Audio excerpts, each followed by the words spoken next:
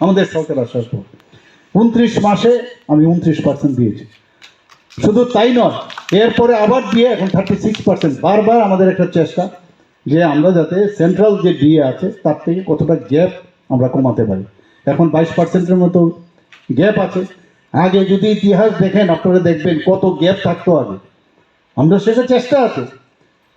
আমাদের 7 pay commission, এখন আমাদের নতুন করে যে 15 ফাইন্যান্স কমিশন তারা এসছেন, 16 ফাইন্যান্স কমিশন নতুনভাবে করেছে, আমরাও সেটাভাবে করছি যাতে করে এই জিন্দাবাদ জিন্দাবাদ না করতে হয়। আগে তো কথায় কথায় মানে জিন্দাবাদ জিন্দাবাদ করতো। আমাদের সরকার আসার পর 2018 থেকে এখন পর্যন্ত শুধু সরকারি চাকরি আমরা 20,000-এর উপরে আমরা অলরেডি দিয়ে দিয়েছি।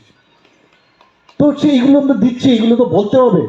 আর অন্যভাবে তো যে বিভিন্নভাবে যে চাকরি আছে আপনারা জানেন যে কতগুলো কন্ট্রাকচুয়াল চাকরি আছে, অন্যভাবেও চাকরি আছে।